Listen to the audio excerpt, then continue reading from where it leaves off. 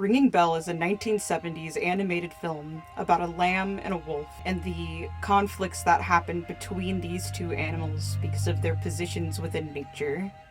I would highly suggest watching it before this video. No matter what you do, you'll encounter an old style of voice acting, so pick your poison of whether dub or sub. It is gorgeous. It is one of the most interesting movies to stumble upon. It's free on YouTube as of now, and it's generally easy to get access to it. I would highly suggest it. It's only 40 minutes of your time. Please, give it a shot. So please, go. If you haven't already. I'll be here when you come back.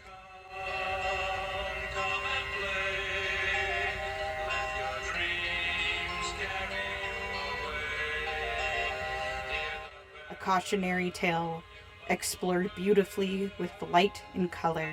What it lacks in animation, it makes up in the smaller moments and amazing compositions.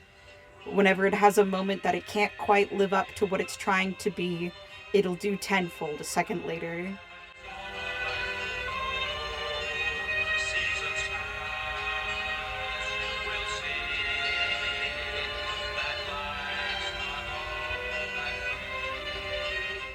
Back? Alright. So now I have a question to pose. Is Ringing Bell pro-conformist?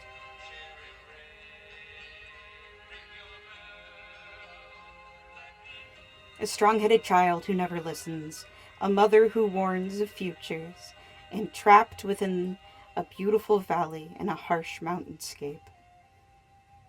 The Wolf King, curious and lethargic in his life, thin to the bone, and yet he hunts constantly. Beautiful artwork, wonderful vignettes, and a strange pace of animation. I'm sick of being a sheep. All we ever do is stand in corners and shake. I want to learn to be a scary wolf just like you are. You like the idea of me becoming your apprentice, don't you? There seems to be within this an extra act of cruelty. That simply because he never heeded his mother's words, that he never learned and was destroyed by it, the power he had gained ended up being good for very little, despite destroying the only family he had left. I do not believe that Ringing Bell is conformist on purpose. I do believe that it is a byproduct of the tale it wishes to tell. This story teaches nothing kind, nor does it teach it in a kind or gentle way. If you see yourself in such a beast, its warning is that of destruction and destruction only, and it gives no answers. Only when he sees himself in the lambs does he think of his past, and does he understand his own history with the wolf?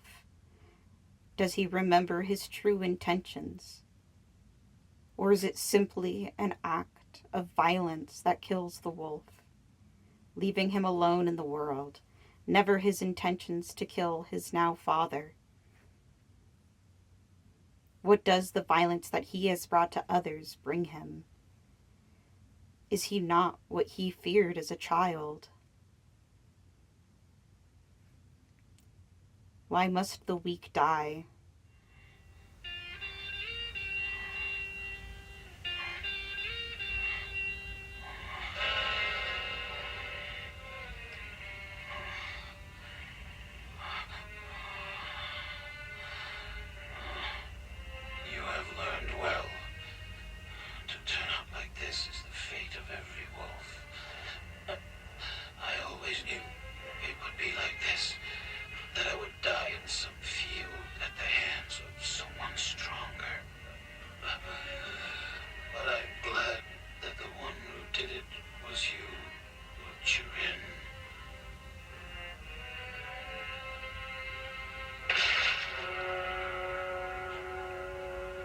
When it comes to the subjectivity of it, there's an unbelievable amount of nuance.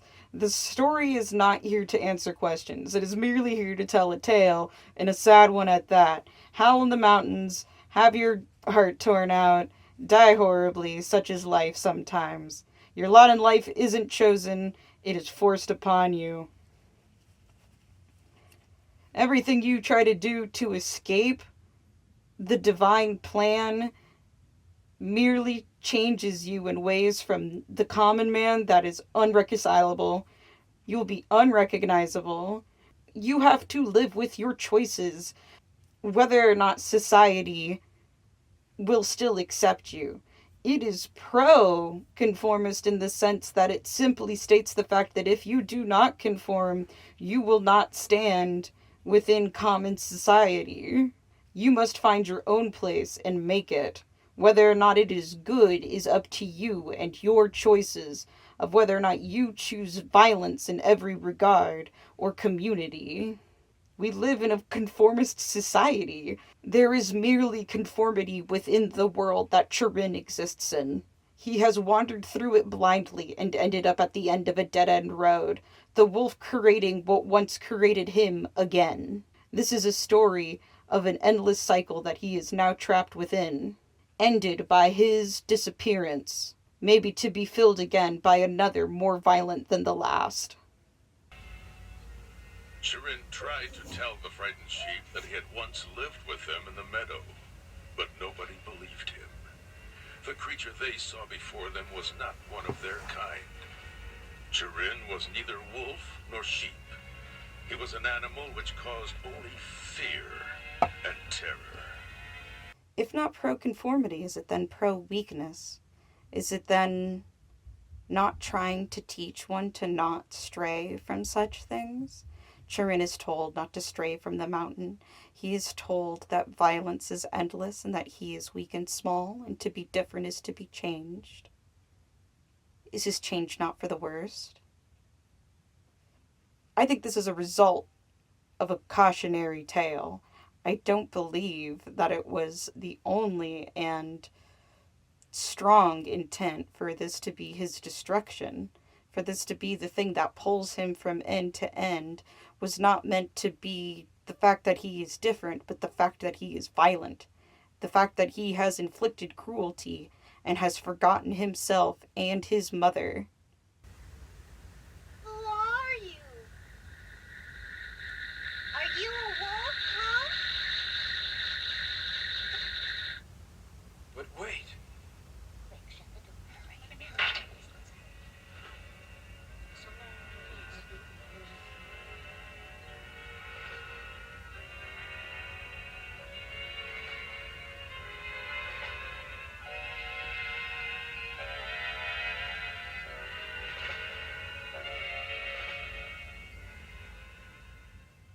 There is destruction in all power. For one to live, another must die.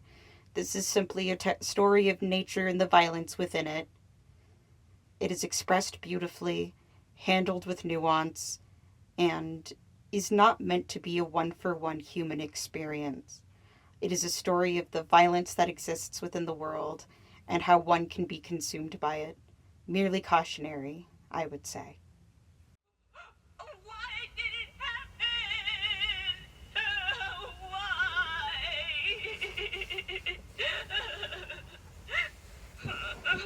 Why did we get to die? It isn't fair. In order for some to live, others must die. That is the law of nature. From the moment of birth, life is one endless struggle, and only the strong can survive. But then what can I do? I don't have fangs like a wolf, so how can I even fight? I can't do anything to protect myself. Not a thing. Why do you want to become a wolf? I couldn't stand it. They all just sat there in the pasture, too scared to go past the fence, too scared to do anything. I don't want to be killed. I want to be strong. I think conformity can be read into this. I do not think it's the answer that it provides. I think it simply tells a cautionary tale of yesteryear, of samurai movies, if you will. Even within positive things of determination and seeking strength, one can find destruction when one is not tempered and seeking peace, but violence. Funny little vignettes tied in with moments of terror Ringing Bell does not pull any punches when it comes to the violence of the world that this sheep exists in. When he becomes Ram and learns to do the violence that was performed against him, using hate and destruction as your only force of will, this is conformity within fear. It does not give a positive angle of the sheep, nor does it give a positive angle of those who do not seek strength.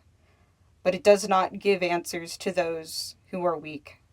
Ringing Bell is cautionary through and through. I do not believe that there is intent for there to only be this destruction. Within the narrative itself, it is shown time and time again that community can be an answer, or that the wolf is strange in his own right, not running with any other. He says that his life is one of hell, and that it is simply his nature, and yet he is thin, despite all of the destruction he wreaks. Could this be fear within authority? A loss of the guidance that we all crave?